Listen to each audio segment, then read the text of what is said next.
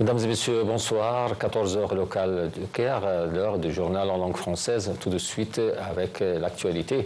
Le président Abdel Fattah el-Sisi s'est dit ravi de recevoir le président des Émirats arabes unis, Mohammed Ben Zayed Al Nahyan, qui s'est rendu hier au Caire pour une visite non officielle. Sur son compte sur Facebook, le président el-Sisi a écrit qu'il avait examiné avec son homologue émirati les moyens de renforcer davantage les relations fortes entre les deux pays frères. Ils ont également évoqué plusieurs dossiers régionaux. Le président el-Sisi a salué les relations de longue date entre le Caire et Abu Dhabi, reflétant l'engagement des dirigeants de deux pays à maintenir la coordination et à poursuivre les consultations pour garantir un avenir rayonnant pour les peuples des deux pays.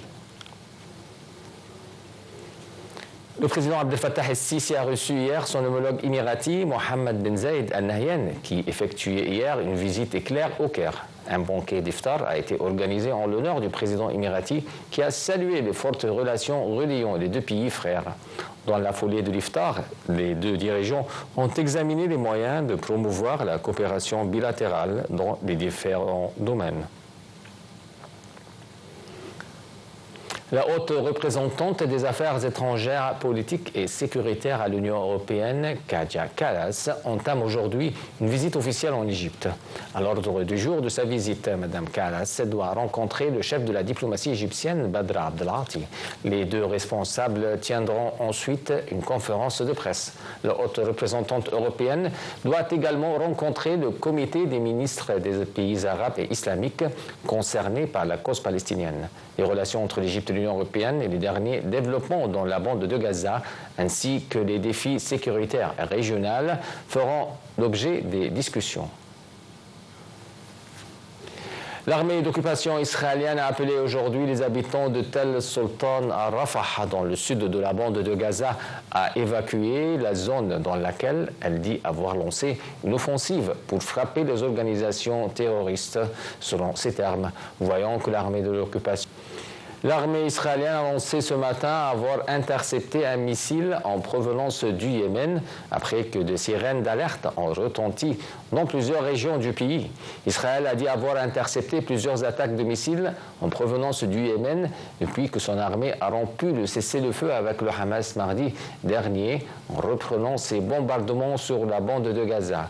Hier soir, les Houthis ont rapporté 3 frappes sur l'aéroport international de Hodeïda dans l'ouest du pays. Les Houthis ont riposté à ces attaques en lançant plusieurs attaques contre un groupe aéronaval américain et revendiquant des tirs de missiles contre Israël. Israël a mené aujourd'hui une attaque de drone contre une voiture dans la localité d'Ait al-Sha'b, proche de la frontière israélienne, au lendemain de l'escalade la plus violente depuis l'entrée en vigueur du cessez-le-feu en novembre. L'agence de presse officielle libanaise a fait état d'un nombre de victimes non précisé. Hier, Israël a mené des frappes au Liban voisin, tuant 8 personnes selon les autorités après l'interception de roquettes tirées depuis le territoire libanais. Le Premier ministre libanais mettant en garde contre les risques d'une nouvelle guerre après 4 mois de trêve. Le Hezbollah libanais pro-iranien a nié toute responsabilité dans les tirs de roquettes qui n'ont pas été revendiqués, accusant l'ennemi israélien de chercher des prétextes pour poursuivre ses attaques contre le Liban. En Turquie, un juge a ordonné aujourd'hui l'incarcération pour corruption du maire d'opposition d'Istanbul, Ekrem İmamoğlu, dont l'arrestation mercredi a déclenché une vague de contestation en Turquie. Également poursuivi pour terrorisme, İmamoğlu, principal rival du président Recep Tayyip Erdogan, avait été amené hier soir avec 97 de ses co-accusés au tribunal stambouliote de Caglione avant d'y être entendu à 2 reprises dans la nuit. La justice a ordonné l'incarcération d'autres co-accusés du maire, dont l'un de ses proches conseillers. Jusque tard, des dizaines de milliers de personnes se sont rassemblées devant l'hôtel de ville d'Istanbul pour le 4e soir consécutif à l'appel de l'opposition afin d'y soutenir İmamoğlu.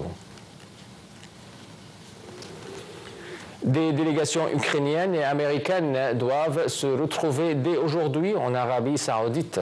L'Ukraine, sous la pression de l'administration L'administration de Donald Trump affirme être toujours prête à un cessez-le-feu complet, option pour le moment difficilement envisageable pour Vladimir Poutine, tant que des forces ukrainiennes se trouvent sur le sol russe dans la région frontalière de Kursk. Sur le terrain, au moins 3 personnes ont été tuées et 10 autres blessées hier soir lors d'attaques russes massives de drones visant Kiev. L'armée russe a indiqué de son côté avoir intercepté 59 drones ukrainiens au cours de la nuit dans plusieurs régions russes et en Crimée.